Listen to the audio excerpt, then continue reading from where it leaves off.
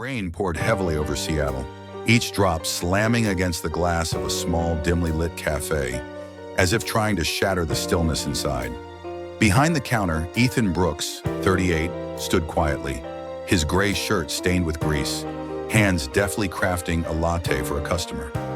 Suddenly, the door swung open, and Sarah Coleman stepped in, bringing with her the chill of the rain.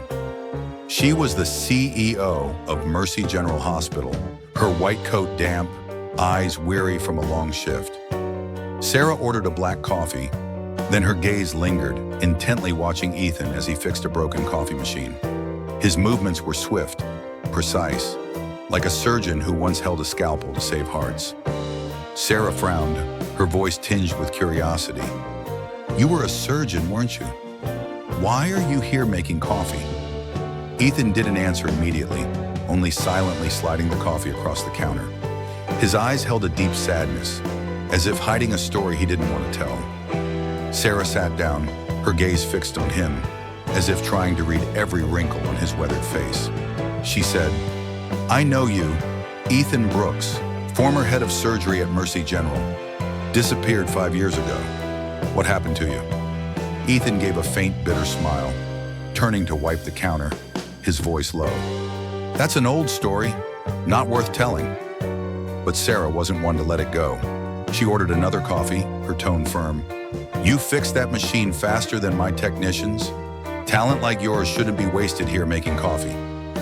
Ethan paused, looking directly at her, a flicker of pain in his eyes. "I'm not a doctor anymore. Forget about me."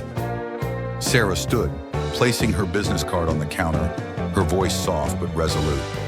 "If you change your mind, call me. Mercy needs someone like you."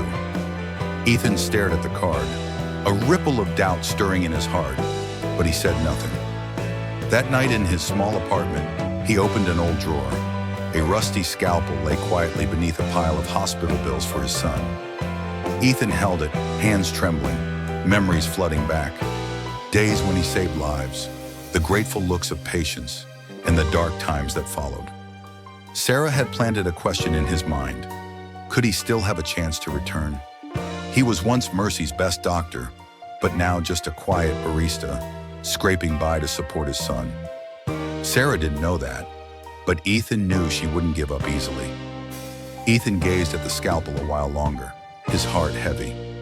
Sarah Coleman, a determined CEO, had entered his life like the rain outside. A chance, or just another wound? He wasn't sure, but her piercing gaze made him wonder, could he still be of value to Mercy? To himself? In a late-night office in Seattle, the glow of a computer screen illuminated Sarah Coleman's face, the CEO of Mercy General. The steady sound of typing filled the room as she reviewed old files. Ethan Brooks's name appeared. Head of surgery, fired in 2018, reason listed as suspected drug abuse. Sarah frowned, muttering to herself, "No way. He doesn't seem like an addict." Steady hands, clear eyes. She picked up the phone, calling her assistant. "Find out what really happened to Ethan Brooks 5 years ago. I need the truth." Ethan had intrigued Sarah since their meeting at the cafe. He wasn't ordinary. The way he fixed the machine, the deep, wounded yet resolute look in his eyes. She dug into internal reports, finding he'd been a star at Mercy. 98% success rate in surgeries, pioneering techniques to save children with congenital heart defects. So why was he fired? The file only noted ethical violation, with no further details. Sarah sensed something suspicious behind this. The next morning, her assistant reported over the phone. No specific records, just that Ethan was sacked after a major surgery. The accuser was Emily Carter, the deputy head at the time. Sarah nodded, saying, "Emily, I remember her." Dig deeper. She decided to return to the cafe, wanting to hear Ethan's side of the story. In the rainy afternoon, she saw him finishing his shift, stepping out to the bus stop, his shirt soaked. Sarah drove up beside him and called out, "Get in, I'll drive you home." Ethan hesitated but eventually got in. Sarah asked directly, "Why did Mercy fire you?" "I don't believe you were on drugs." He stared out the window, voice low. "You don't need to know. I'm not a doctor anymore. Sarah pressed the gas, saying, "I need to know. You're better than that cafe." Ethan stayed silent, but his pained eyes told Sarah she was on the right track. They stopped in front of Ethan's rundown apartment complex. Sarah glanced around. Cheap housing, unfit for a doctor who once earned hundreds of thousands. He said, "Thanks for the ride," and stepped out. Sarah called after him, "I'll find the truth, Ethan." He turned back, a glimmer of hope in his eyes, then disappeared into the rain. Sarah sat in her car, filled with resolve. She had to uncover this story, not just for Mercy, but for him. Rain poured down on Seattle, and Sarah Coleman sat in her car beside Ethan Brooks. The rain pounded the windshield, the silence heavy as Sarah asked, "Why did Mercy fire you?" Ethan sighed, his voice hoarse. "I wasn't on drugs. They framed me. Emily Carter, the one I trusted most, pushed me into a corner." Sarah gripped the steering wheel, listening to every word, her heart starting to burn with anger. Ethan shared, "5 years ago, I was the head of surgery at Mercy General. A complex surgery failed. Not my fault, but Emily's, the deputy head then. She overdosed the patient, causing their death. Emily pressured me to falsify the report to cover it up, but I refused. I told her, 'I can't lie when someone died because of your mistake.' She couldn't handle it, turned it around, accused me of abusing painkillers. She even fabricated evidence. Everything happened so fast. Mercy's disciplinary board believed Emily, not Ethan. They fired him immediately, giving him no chance to explain. Ethan lost everything, his career, reputation, money." He paused, his voice breaking. "My wife left when my son, Liam, was diagnosed with a congenital heart defect. No insurance, no money. I had to work as a barista to pay his hospital bills." Sarah's heart twisted as she listened. Ethan continued, "Liam needed urgent surgery, but I couldn't practice anymore. I stood outside the operating room, watching him through the glass, helpless as a failure. Every night I made coffee, just hoping to earn enough to keep him alive." His eyes reddened, voice trembling. Sarah felt the raw pain of a father, a doctor stripped of everything. Sarah parked in front of Ethan's place, saying, "I can't accept this. Mercy was wrong to lose you." Ethan looked at her. "It's too late." Sarah took his hand, saying, "It's not. I'll make this right." He stepped out, rain soaking his shirt, but Sarah's words made him pause. She knew. He was thinking of Liam, of what he'd lost. Late at night in Seattle, the glow of a computer screen lit Sarah Coleman's face, the CEO of Mercy General. The clock ticked as she flipped through Ethan Brooks' file, her eyes red from lack of sleep. She whispered to herself, "A doctor as good as him doesn't deserve this." Ethan had been a star at Mercy, saving dozens of lives, yet was wrongfully fired. Sarah was furious that the hospital she led had let talent like his be buried. She slammed her hand on the desk, saying loudly, "I'll fix this for Mercy. Ethan must come back." She called her assistant, "Set up a board meeting. I have something big to do." Ethan's story wouldn't leave Sarah's mind. He'd sacrificed everything for his son, going from head surgeon to barista, yet remained resilient despite life's unfairness. She admired that spirit, a father rising from ashes, unbroken despite losing his family and career. But Sarah was also angry. Mercy had been wrong to trust Emily Carter, driving Ethan into despair. She resolved, "I'll bring him back, not just for him, but for this hospital." The next morning, Sarah went to the cafe. Ethan, just off his shift, was wiping the counter, his shirt soaked with sweat. She walked in saying, "Have dinner with me, Ethan. I want to hear more about you." He hesitated, but Sarah's determined gaze made him nod. At a small restaurant, Sarah asked, "What surgery are you proudest of?" Ethan spoke of saving a girl with a congenital heart defect, a technique he'd invented, keeping her alive through a tense 6-hour surgery. Sarah smiled. "That's what Mercy needs right now." Sarah looked at Ethan, saying, "Come back. I'll fight for you."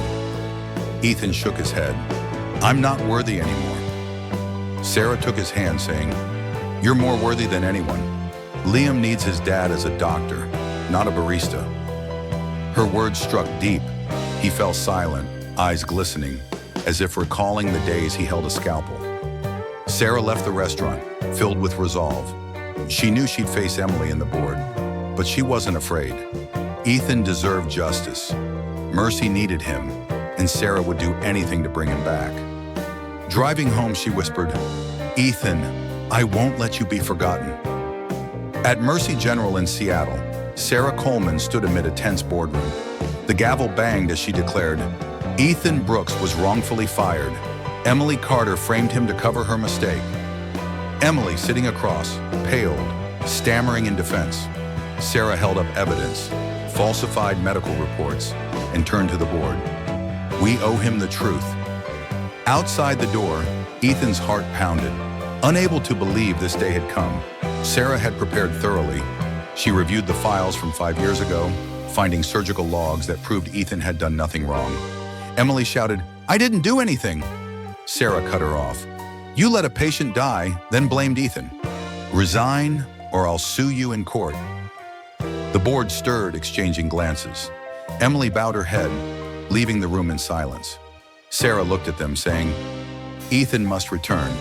He's an asset to Mercy." They nodded in agreement. Sarah met Ethan at the cafe right after. He just finished his shift, holding a coffee cup, eyes wide with disbelief as she said, "Tomorrow you start again at Mercy. You're reinstated as a surgeon, with double the salary and full insurance for Liam." Ethan trembled. "Thank you. I never dared dream of this day." Sarah smiled. "Don't thank me. Save lives. That's the real you." On his first day, Ethan stepped into Mercy's operating room after 5 years. Colleagues glanced at him, their eyes tinged with doubt, but he donned his gown, scalpel in hand, the familiar feeling flooding back. His first surgery was a 10-year-old boy with a congenital heart defect, just like Liam back then.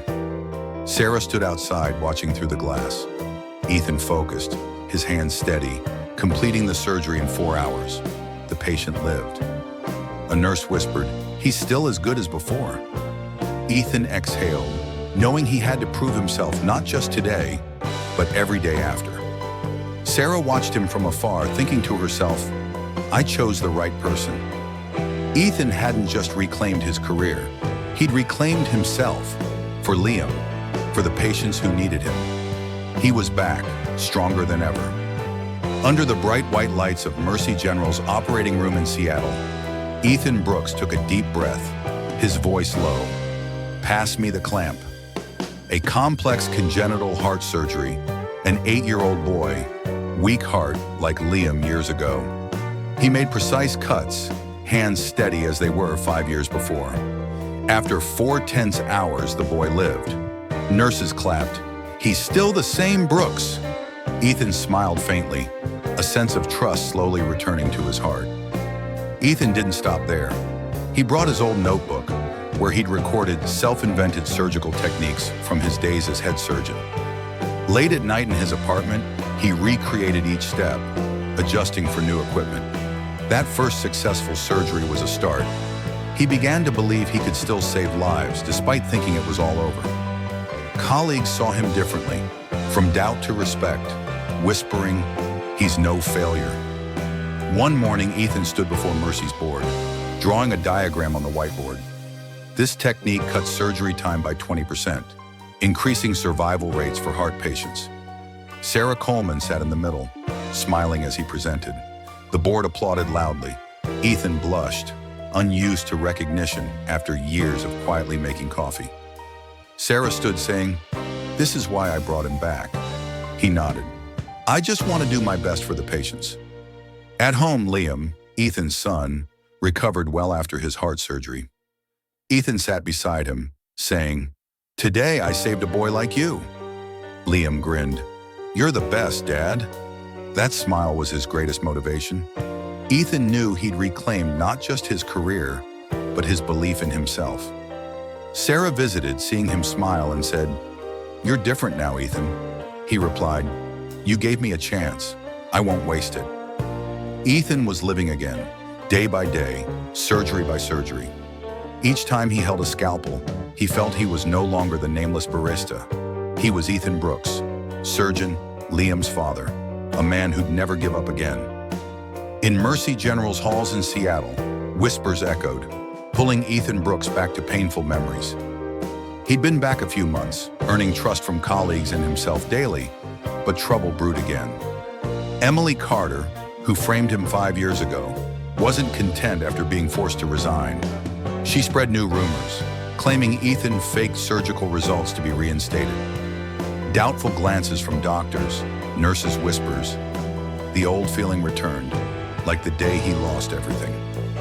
Ethan thought, I can't let this happen again. Emily didn't stop at words. She sent anonymous emails to the board, attaching fake data, altered surgical reports, as if Ethan had covered up failures. He trembled with anger but stayed calm. Ethan gathered the nurses who'd worked with him since his return, those who'd witnessed his surgeries.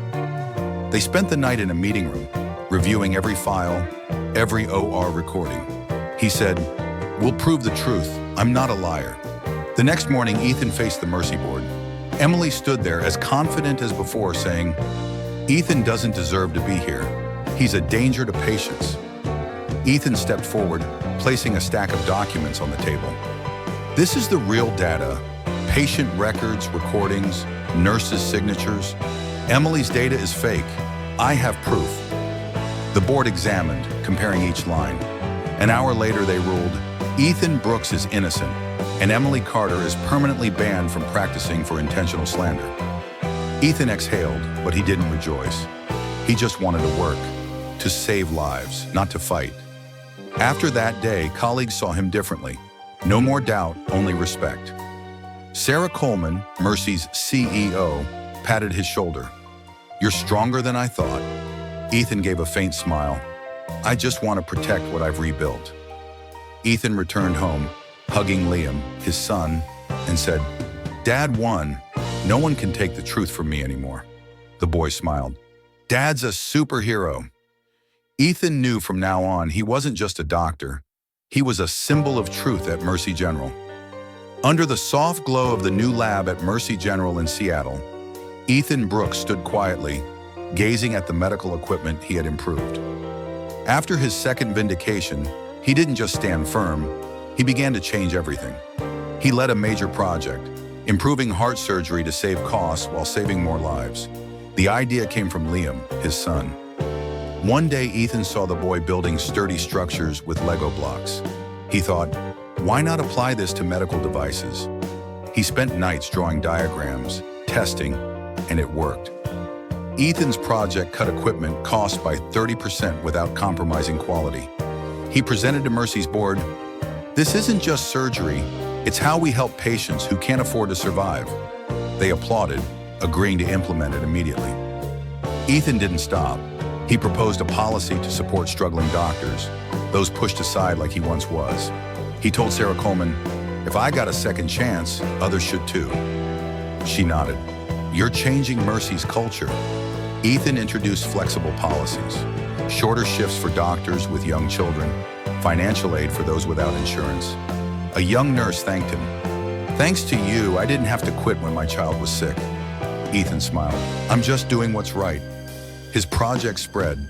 Successful surgeries soared. Patients called him the Doctor of Hope. Liam was Ethan's greatest inspiration. Once the boy asked, "What does Dad do all day?" Ethan replied, "I help people get better like you did." The boy nodded. "Dad's really great." Ethan looked at him thinking, "It's all for you and for those who need me." Mercy was no longer just a hospital. It was a place where talent was valued. Sarah met Ethan after a surgery saying, "You didn't just return, you made Mercy better." He replied, "I just don't want anyone forgotten like I was." Ethan knew he was leaving a mark, not just for himself, but for those who'd come after. In Mercy General's office in Seattle, Sarah Coleman looked at Ethan Brooks with a thoughtful gaze. She said, her voice low, "Ethan, you're not the only one Mercy treated unfairly."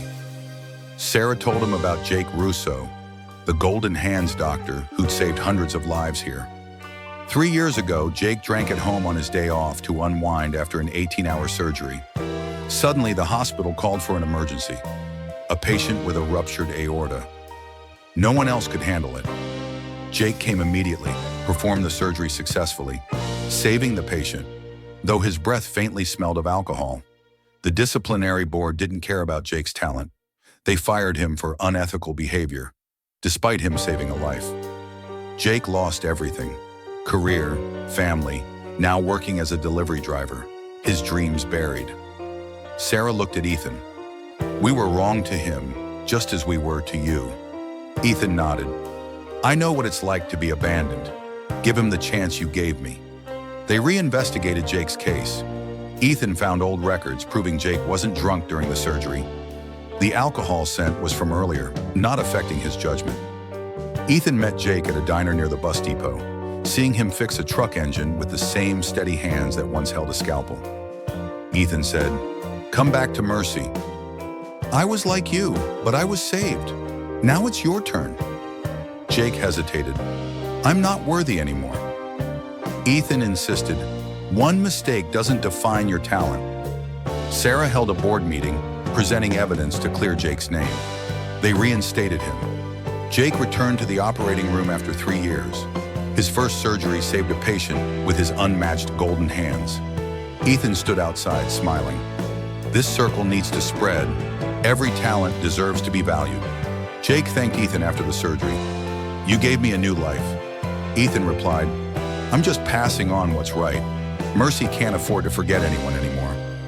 Sarah looked at them saying, "This is what I wanted to see, a place that's fair for talent." Under the gentle morning sunlight streaming through the hospital room window at Mercy General in Seattle, the light illuminated the radiant face of Liam, Ethan Brooks' son.